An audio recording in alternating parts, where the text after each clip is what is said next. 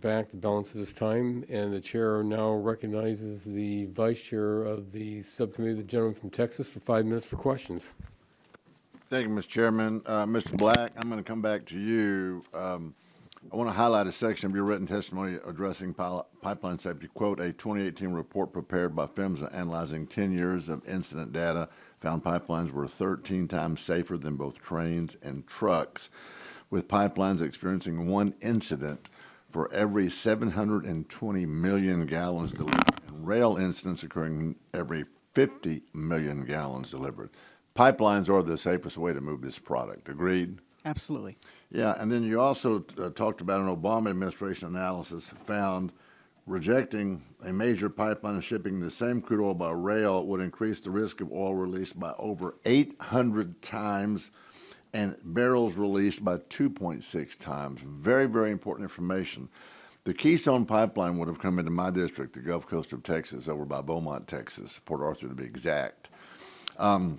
We know that we can move product cleanly.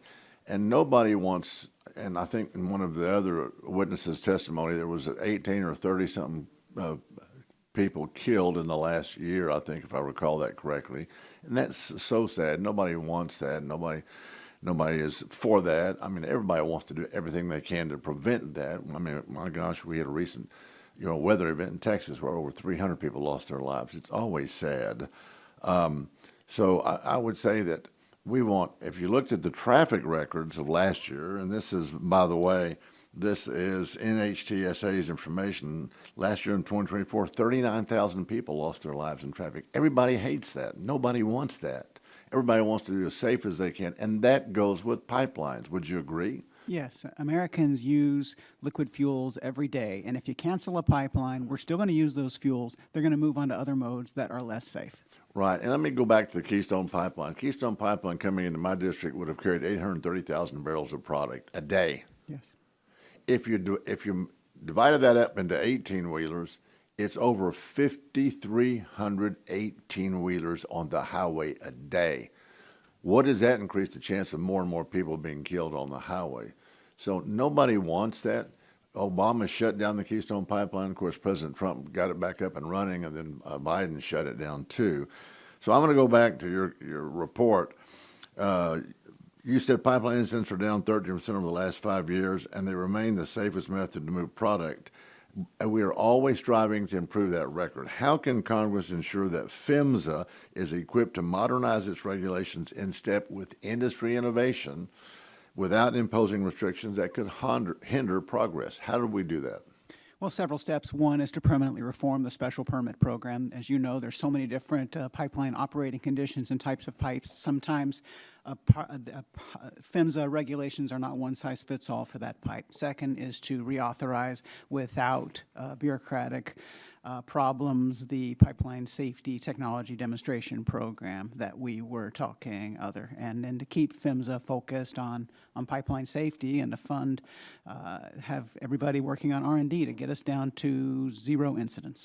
It's safe to say, isn't it, in your opinion, that nobody who works in the pipeline industry or in the fossil fuel industry for that matter wants to go home from their job and find out that one of their relatives was killed on the highway. Nobody wants that. It's the same with pipeline safety. Everybody who works in the industry doesn't want anybody to be killed in that endeavor. Ms. Miller, I'm going to come to you. My district along the Gulf Coast has 3 LNG export facilities, a 4th across the board in Louisiana.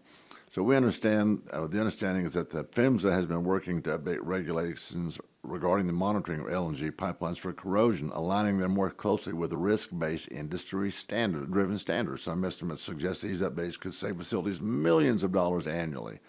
With growing investment in LNG export capacity and increasing global demand for U.S. energy, how can common sense updates help safety regulations? Very quickly.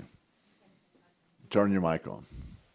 Thank you for the question. Yes, we do agree that performance-based or risk-based measures can help facilitate smarter safety regulation that actually achieves the outcomes that are desired.